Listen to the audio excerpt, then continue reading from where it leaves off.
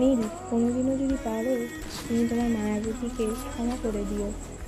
পরের জন্ম বলে যদি কিছু রয়ে থাকে না, তাহলে সেই জন্মে আমি আর পরিস্থিতিকে ভয় পাবো না, পরিস্থিতির কাছে হার মানবো না।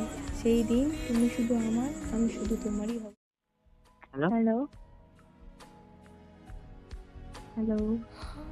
জানো মায়াবী, তা যখন বাড়ে, চারিপাশে পৃথিবীটা যখন চুপচাপ হয়ে যায়, ঠিক তখন আমার ভেতরটা একেকটু চিৎকার করে কাঁদতে থাকে।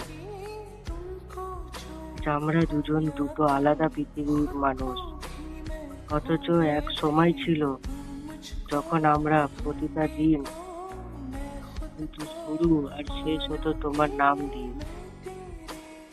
হুম, আমি জানি নীল।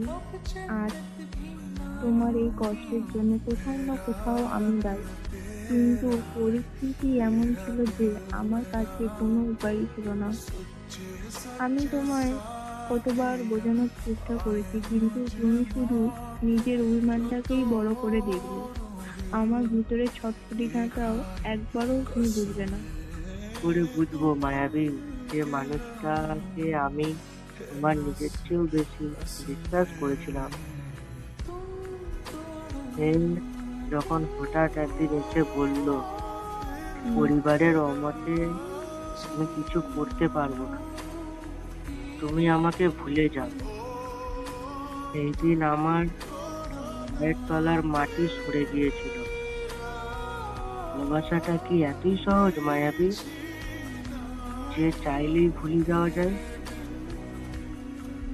ভুলে যাওয়াটা কি এতই সহজ নেই? তুমি তো শুধু দূর থেকেই আমাকেই দোষ দিয়ে গেলে, একবারও খোঁজ নিয়ে দেখলে না অন্য কারোর হওয়ার জন্য। যখন আমাকে জোর করা হচ্ছিল, আমি প্রতিটা মুহূর্তে কিভাবে যে মরেছিলাম, তোমার দেওয়া ওই কষ্টের চেয়েও বেনারসি শাড়িটা আমার কাছে কাফনের কাপড়ের থেকেও বেশি ভারী লাগছিল, জানো। আজ আর কোনো অভিযোগ নেই মায়াবী, যার কপালে ভালোবাসার সুখ লেখা থাকে না, সে হাজারো কাঁদলে তাকে কেউ ধরে রাখতে পারে না। তুমি অন্য কারুর হাত ধরে সুখে থাকো, এটা যখন আমার শেষ প্রার্থনা। আর আমার কথা ভাবিস না, একতরফা ভালোবাসা ছিল তো, তাই এই কষ্টটা চিতার আগুনেও প্রয়োজনে বয়ে নিয়ে যাচ্ছে।